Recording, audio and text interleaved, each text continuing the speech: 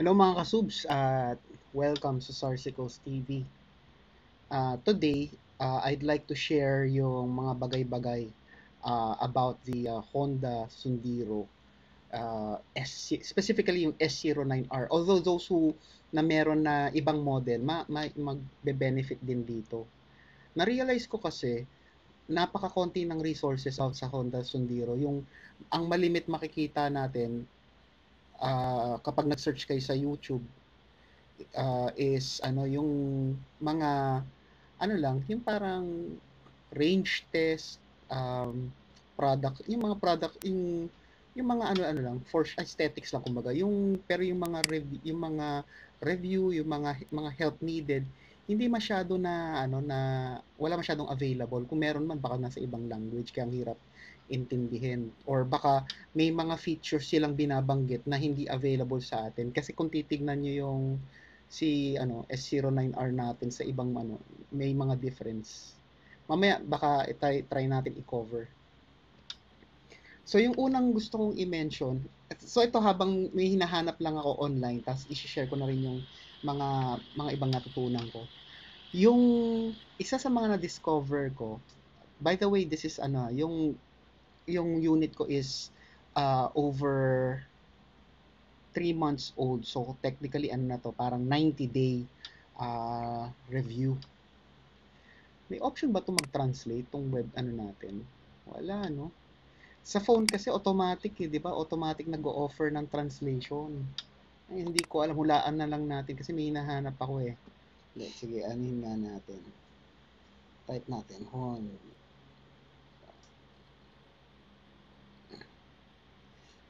Hanap, gusto ko ipakita yung service guide.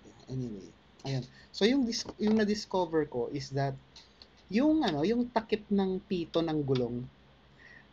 Kung napansin nyo siya, 'di ba ang normal na cup ng pito, yung flat lang yung sa ibabaw, 'di ba?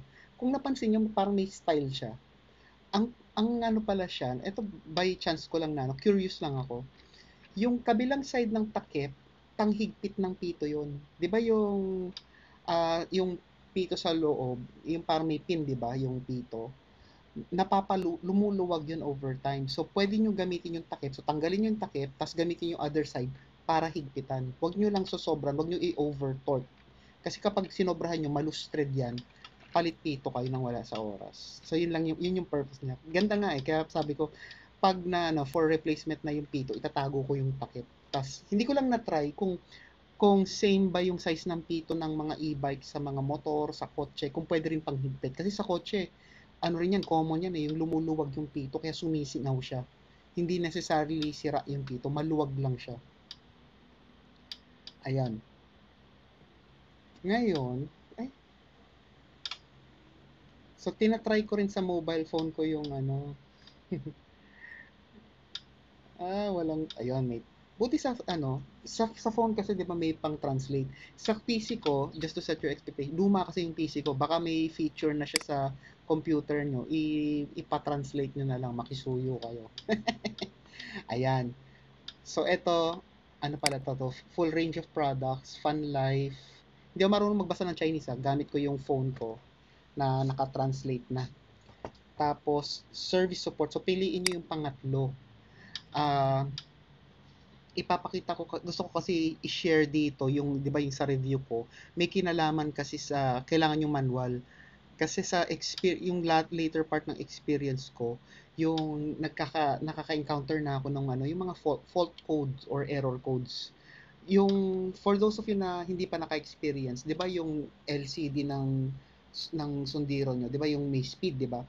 Yung speed napapalitan siya mismo minsan ng code, magbi-blink, parang kunyari tumatakbo kayo 25 kilometers, 'di ba? Naka-steady 25. Biglang makikita nyo na lang mawawala yun, tapos may magfa-flash na number. Hindi yun yung speed nyo, yun yung fault code. And ako, over time, naka-experience ako ng several. Gusto ko i-share sa inyo yung ano yung mga na-encounter kong fault code. Tapos, eto karanasan ko lang. So, tapos kung paano siya na solusyonan, kumbaga.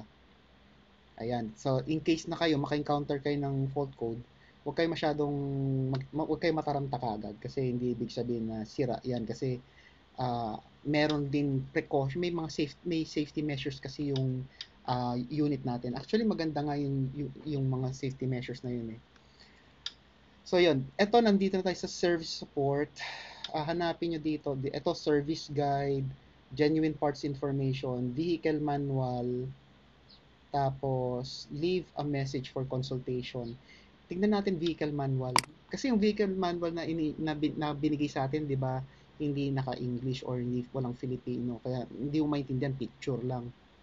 Dati ako ang practice ko, ito yung practice ko noon bago ko natutunan na merong ganitong website Ang ginagawa ko, pipicturean ko yung manual, tapos isi-send ko kay ChatGPT. Tapos lalagyan ko, please translate. Para yung picture, yung i-translate niya yun into English. So, ganun ginawa ko noon. Hindi ko inisa-isa yung pahina, yung mga kailangan lang. So, kung kayo, kunyari, di ba, kailangan nyo agad-agad, pwedeng ganun, di ba, yung picturean nyo yung manual, tapos ipa-translate nyo kay ChatGPT, chatgpt.com. So, ito yung ang mapipili natin, ayun, service, vehicle manual, no? Sige, tingnan natin kung nandito. Teka lang, ipa-translate ulit natin. Translate. Ayun. So, ito, select. So, ito, merong siyang drop-down actually. Ayun, select, ito sabi nito, select model. Ito yung drop-down. Pili tayo ng model. Pwede mong i-search din sa baba. Pero pwede mo rin gawin ganito. So, standard scooter underbone electric vehicle. Yan, tapos hanapin mo na yung modelo mo. Yan, kaya nga sabi ko, 'di ba, even ibang model unit mo, mapapakinabangan mo rin tong video na to. Kaya wag niyong kalimutan, ito yung mga bagay-bagay pala na pwede niyong gawin para suportahan yung channel. You know, like, share, subscribe, mga ganyan. So, piliin natin si S09R. Ayan na siya. Teka lang, gawin ko rin dito sa phone ko. S09R. Tapos ayan, PDF version na to kung di ako nagkakamali. Ayan, meron online preview, meron download now. Mas maganda download now, di ba? Para nasa phone nyo na siya. Pero dito, i-preview online lang natin kasi hindi ko siya kailangan sa computer. Mas kailangan ko siya na nasa telepono. Ayan. So, ito yung actual na manual na meron tayo, physical manual. Pero ito, pwede nyo na siya ipa-translate into English. Ayan, no? Yan yung mga ganda. Ayan. So, segue lang ulit ako. Ako kasi, hindi ko na nagagamit yung pedal, kaya hindi ko siya pinakabit. Tsaka kasi mas maporma kapag wala, di ba? Mas mukhang scooter. Parang corny kasi kapag may pedal eh. Anyway, preference ko yun. So, wag kayo ma-offend kung kayo nakakabit yung pedal ng e-bike nyo. Tapos, nung pina-PMS ko rin siya, pinatanggal ko na rin yung kadena. Kasi nga, hindi ko naman ginagamit yung pedal. Yung kadena, mag-ano lang yan, kakain lang siya ng kalawang. Baka mamaya, mapunta yung kalawang sa sprocket ba to? Yung, alam mo yun, lumipat, kumalat, di ba? So, pinatanggal ko na lang din. Kaya ngayon, super tahimik nung e-bike ko. Wala na siya yung parang kahit minimal sound. Kasi kapag nakakabit yung kadena mo, kahit hindi mo ginagamit yung pedal, di ba, mayroong konting ingay pa. Ngayon, may advantage, may disadvantage yun. Kasi syempre, sa kalsada, walang maririnig, yung mga motor na kasamahan natin na nagmo-motor din, sanay sila na yung imbes na hindi lang mata yung ginagamit lang, even yung tenga nila. So pag wala silang naririnig na nasa gilid nila, bigla na lang yung pupunta sa gilid, tapos magugulat lang sila, uy, may tao pala. Kaya yung practice ko, kapag napapalapit ako sa isang motor, bumubusi na ako ng mahina, yung parang pipip, para at least ma-realize niya na may motor sa side, sa tabi niya. Ayan, so tayo yung magpatuloy. Etong menu, ito yung driving safety, operation guide, maintenance, troubleshooting, tsaka related. So gusto ko dito tayo mag-focus sa troubleshooting. So at your spare time, pwede niyo na yung basa-basahin, di ba? Basta i-translate niyo lang sa English kung di kayo nakakaintindi ng Chinese. Ayan, so ito yung fault code, tire repair, the vehicle cannot be driven, battery cannot be charged, when the NFC card does not work properly. So, yan yung mga niya. Gusto ko lang mag-focus sa fault code kasi ito yung gusto kong i-share base sa aking 90-day review, yung mga na-experience ko na fault code tsaka kung paano siya na-resolve. So, ayan siya. Ayan yung pwede mag-flash sa screen nyo. Makikita nyo, minsan pa habang tumatakbo kayo, magpa-flash, tapos babalik rin siya sa normal na display. Minsan, magpa-flash siya, tapos hindi na-aandar yung sasakyan mo. Yun mga ano, depende kasi sa fault code.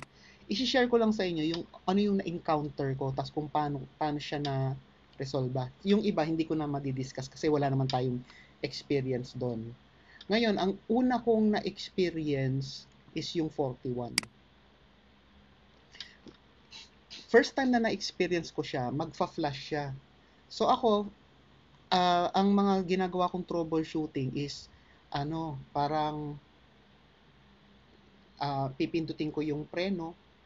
Kasi, di ba, parang ang logic ko, parang pag nakapi, para maging drive ready, di ba, pindutin mo lang yung preno. So, pag wala, ang gagawin ko, ibababa ko yung kickstand para bumalik sa P, tapos itataas ko ulit, tapos pipindutin ko yung preno para bumalik sa display. Minsan gumagana siya. Tapos, ang isa pang ginawa ko, papatayin ko yung sasakyan, and then ito turn on ko. Kapag ayaw pa din, papatayin ko yung sasakyan, tatanggalin ko yung baterya. I mean, yung dalawang baterya. Yung dalawang cable nga pala ng baterya, ang purpose niyan, pinaghiwalay kasi nila yung for charging, tsaka yung para sa yung palabas na kuryente. So, parang yung isang kable is for incoming electricity para ma-charge, tapos yung isa naman outgoing electricity, yun yung pang-supply na niya sa controller, sa motor, etc. Kaya siya dalawa. So, kahit isa lang yung nakakabit niyan, magcha-charge pa rin yan, pero hindi siya aandar. Pag kinabit mo yung isa lang, aandar siya, sisindi siya, pero hindi siya magcha-charge. So, yun yung consequence kapag isa lang yung kinabit mo. Kasi isa doon for charging, isa doon for yung yung para magamit na ni controller yung kuryente. So, nasa manual rin yun. Hindi, wala yata sa manual eh. Hindi ako 100%. Basta isa doon, yun yung purpose niya. So, hindi siya yung isa sa mga kable para sa USB. Hindi ganun. Anyway, balik tayo sa 41. Ang 41 means grip failure. So, yung grip failure, yung parang silinyador, yung para umandar. Yan. So, ang nangyayari dyan, di ba? Kahit pigain nyo, hindi yan aandar. Ayun. So, sinabi ko na yung mga quick fix. So, kapag hindi makuha sa kahit sa anong binanggit ko, kailangan nyo na siyang dalhin sa shop. So, yung shop na pinagdadalan ko, kung saan ko din binili, ayoko kasi dalhin kung kani-kanino kasi 'di ba baka lalong lumala pa yan. So hindi kayo makakatipid kapag ganun. Mas maganda dalhin niyo sa mismong shop. So yung shop na pinagbilhan at pinagpadalan ko, yon shout out. Hindi nila ako binayaran para gawin tong video. Si Nice EV, pwede niyo siyang i-search sa ano ba yun yung mga yung pang sa maps or sa Waze yata yan. Makikita niyo meron sa Caloocan, meron sa Bacoor ba yun? Tama ba? Bacoor. Basta sa Cavite. Ayun. Ngayon, so dinala ko doon. Tapos, yun, inexplain sa akin na ang cause is kasi merong watermark, may watermark. So may palatandaan na nagkaroon ng tubig siguro sa board na so parang siguro nag-asin or what have not. Kaya siya nagkukos ng grip failure. So ang naging solution sa kanya, nilinis nila. Ngayon may option ako na pwede nating linisin lang, 'di ba? Which is yun yung ginawa nila, or palitan na yung unit. So yung naging thought ko is wag nang palitan, linis lang. Alam naman tayo mga Pinoy. Pero umokay sila doon, pero yung suggestion nila, parang hayaan ko silang i-test muna. So yung technician, tinest niya, inuwi niya sa kanila, tapos dinala niya to work. Parang from silang to work, parang ganun. So malayo-layo yung biyahe yun, kaya at least may confidence ka ngayon na hindi yun mangyari sa'yo na somewhere along the road biglang mag-error code, fault code 41.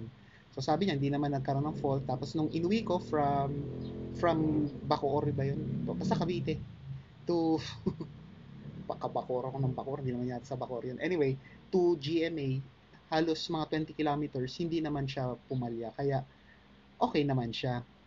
Ngayon, bakit siya nagkaroon ng moisture? Baka nagtataka kayo. Hindi ko alam, kasi nga unang motor ko to electric, gas, basta unang two wheels ko to. Hindi ko alam na kailangan pala proteksyonan yung throttle na ano. Kasi ako hinahayaan ko lang maulanan kasi nakikita ko naman yung mga motor na nakapark sa outdoor parking. Wala namang nakikita nagtatrapal or nagtatakip ng yung mga electrical nila. Kaya nasa isip ko tuloy, mga water resistant siguro to. Ayan, doon ko na-realize na hindi pala ganun. Kailangan anuhin mo pa rin. Parang alagaan mo din. Kaya bumili na ako ng ano, yung parang trapal para sa harapan. So, mura lang yung sa Lazada. Bili kayo mga nasa 60-80 pesos. Kaya yon, hindi ko na siya naging issue up until now. So, okay na siya. Okay na yung 41. Siguro naisip nyo parang napaka-noob naman itong kausap namin. Ayan. Ang next na na-encounter ko is 62 tsaka 32. Ang nangyayari, parang alternate siyang nagdi-display. Parang, di ba, tumatakbo ko, tapos biglang 62 magbi-blink, tapos 32 magbi-blink, 62. Parang nag-alternate siya. Eto tingin ko hindi naman siya sira or wala namang problema sa unit kasi na-experience ko lang siya kapag number 1, pababa yung takbo ko, yung downhill, yung pababa yung tinatakbo ko, hindi siya yung plane. Tapos, 100% yung battery ko. Ayun, yung dalawang factor na yon. Bigyan ko kayo ng example. So, kunyari alam nyo yung sa may congressional, yung from LRT, pababa to Southwoods, di ba medyo pababa, ano siya, pababa. So, ang ginagawa ko noon, hindi ako nagsisilinyador, hindi ako nagta-throttle. Yung parang hinahayaan ko lang. Kasi mabilis ka, pag trinattle mo, baka mas mabilis ka pa eh. So, pababa ako. Tapos, yung battery ko, during that time, matatag naman siya kasi 100%, imagine mo, mula bahay hanggang LRT, 100% or 99. Ito ang hindi ko habang tumatakbo siya, minsan 99 or 98, hindi ko maalala yung eksaktong amount eh. Kapag 100% siya, bigla na lang siya magbi-blink ng ganon. Kapag 99 or 98, napapansin ko, tumataas yung battery percentage. Kaya sabi ko, ano to? Nag-ano kaya siya? Yung, ano ba yun? Yung bagong technology ngayon, yung regenerative braking. Which is sabi ko, hindi naman, wala namang ganun technology pa to, pagkakaalam ko. Kasi yun yung, wala akong nakitang brochure na nagsabing may ganun siya. Kahit yung mga sales nagbenta sa akin, wala silang binanggit na may ganun. Kaya ako, naisip ko to, baka siguro, di kaya naaalog yung battery. Kasi, pababa yung takbo siguro. Or siguro nakaslant kasi siya, so yung battery medyo nakaslant din. Di kaya yung parang, baka may liquid or something na, kaya yung kuryente niya parang tumataas for some reason. I don't know kung yun nga yun. Pero once na dumating na ako sa baba, yung parang patag na ulit, nawawala na siya ng kusa. So, sa akin, yung encounter ko sa fault code na to, ano lang siya, parang hindi siya necessarily, siguro yun lang yung cause niyan, yung, yung pag, environment, yung kalsada, pero hindi siya dahil sa may ginagawa ako. So, yun yung experience ko sa 32 tsaka 62. Ang isa pang na-experience ko, ito yung current na experience ko na currently hindi pa siya resolved kasi medyo busy tayo. So, ikikwento ko na lang. Ang error code na yon ay 11, meron pa ba? Under voltage, yung 11 is under voltage protection. So, ito yung ganito yung nangyayari. So, habang nagda-drive ako, una ko siyang na-encounter nung bandang around 30%, sa 30% na range. Ang nangyari sa kanya, bigla na lang, di ba pag naka ka, alam mo yung naka-throttle ka, yung di ba motor umiikot. Yung bigla na lang nawala. Na parang kahit ganun mo biglang wala. Tapos mag-display na siya ng 11. Tapos under voltage protection na pala siya. Yung pangalawang instance naman na na-encounter ko sa gabi, naman to, yung mga parang a week after, 2 weeks after, basta parang ganun after a few weeks. Naulit siya, pero around, dun pa rin yata, somewhere around 30, 40, nawala yung ilaw, yung LCD display, yung ilaw ng motor, pero umaandar pa rin siya. Yung alam mo yung paglobat, pero umaandar pa rin siya. Tapos, a few minutes, bigla na lang namatay. Tapos yung pinaka last na naano ko, 51% pa lang bumigay na. Yung parang nawala rin na, tapos 11. Ngayon, kapag nag-display na siya ng 11, mapapansin mo rin yung baterya. Di ba sabi ko nung una, around 30, tapos around 40, tapos yung last around 50 na. Habang nag-11 siya, mapapansin ko yung battery percentage, nagda-drop siya every 5 seconds. So kung baga, let's say, yung pinakalas ko, di ba, 51. Tapos, within 5 seconds, magiging 50. Tapos within 5 seconds, magiging 49. Talaga, parang nagde-drain ng kusa. So, yun. Ang ending, tulak. Nagtutulak ako. Ayan. Ngayon, ang nag-research ako online, and some conversation din, ganito yung explanation. Yung battery percentage sa display mo, yan yung kabuuan ng battery, di ba? Pero hindi niya sinasabi yung battery health ng bawat cell. Kasi imagine mo, yung baterya mo, may mga cell yan. Parang, hindi ko alam kung ano yung itsura ng cell, pero imagine niyo na lang na isang malaking baterya, tapos meron mga malilit na battery sa loob yan. Ngayon, yung nasa display natin, yun yung kabuuan, yung parang yung total ng apat. Kunyari, apat lang yung cell. Halimbawa lang. Ngayon, yung fault code na 11 kasi, ang ginagawa kasi nung controller natin, ang minomonitor niya parang individual health nung nasa loob ng battery. So, kunyari, di ba sabi ko nga, kunyari 50%. So, imagine, siguro yung idea, yung thought natin, yung lahat ng cell na yun 50%, hindi ganon. Meron diyang 54, may 53, yung mga ganon, di ba? Tapos kung ano yung pinakamababa, kunyari meron doon 40, yung controller, minomonitor niya individual health. Ngayon, kung merong 40 doon, yun ngayon yung tututukan niya na pag nag-dip siya ng masyadong mababa na, ang gagawin niya, kahit mataas pa yung ibang cell, papatayin niya yung makina or i-disengage niya yung kuryente para hindi ma-damage yung battery. Kasi pag masyadong nalobat, nasisira rin yung cell.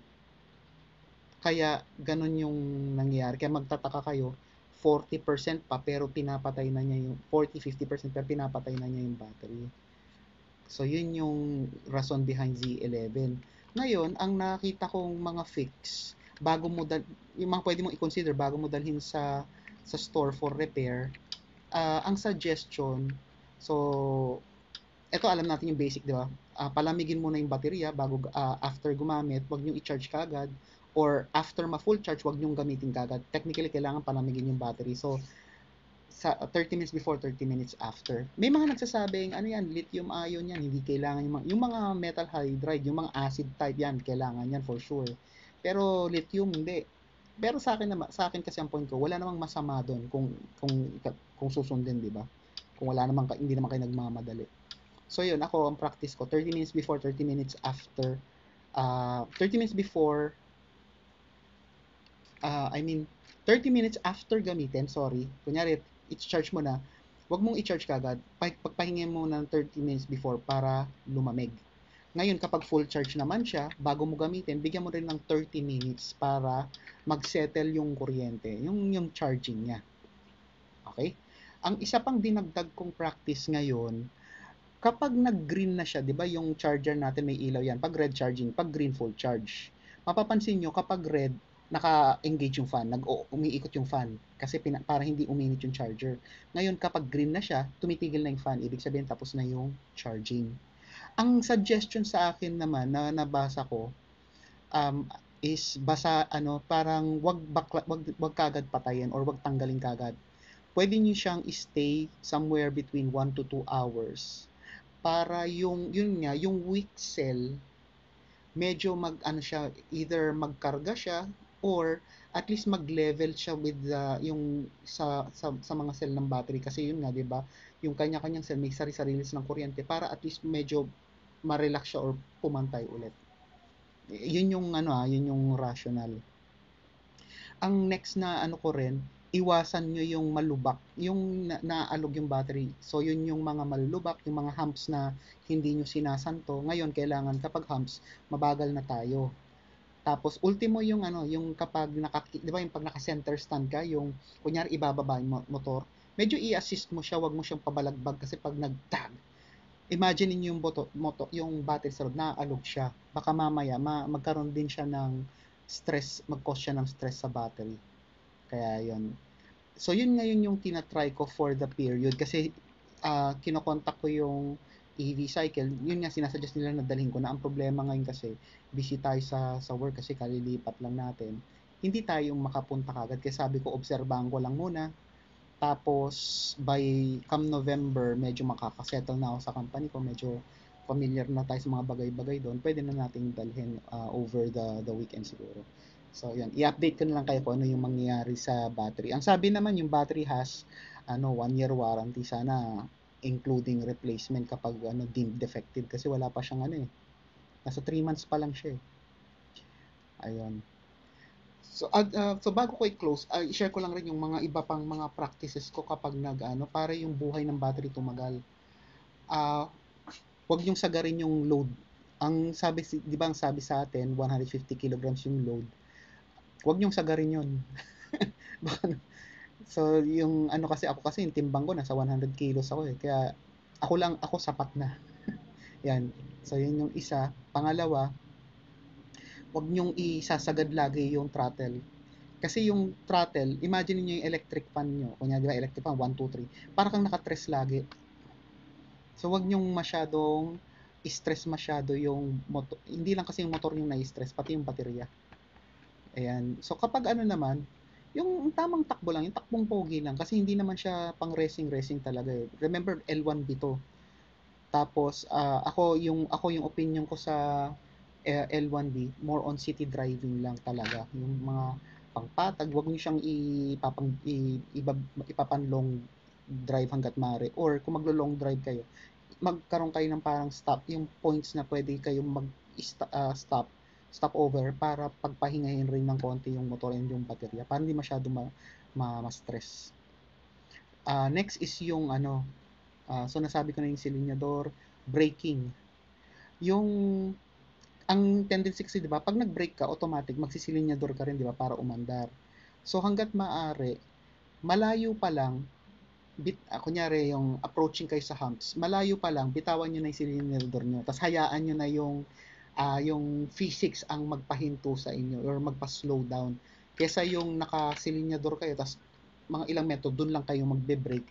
Sayang sa kuryente, sayang din sa brake pad 'yon. Kaya 'yon, driving habits din kailangan mag-form tayo ng magandang driving habit para ma-prolong yung buhay ng baterya, yung buhay rin ng unit.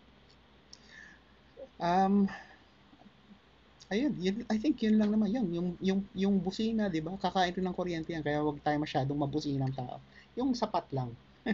Kung pwede nyo sigawan na lang, sigawan nyo na lang. De, joke lang yan.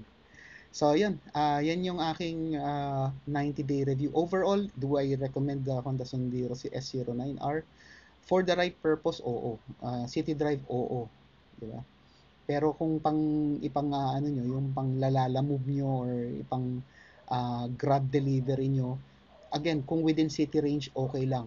As long as hindi nyo i-overload. So, yun. Yan ang aking 90-day review. Ito yung mga stuff na pwedeng gawin para masuportahan yung channel. Kung may tanong kayo sa comments or request about the Honda Sandero, lagay nyo lang rin sa comments. Pwede natin gawan yan ng panibagong video. And that's it.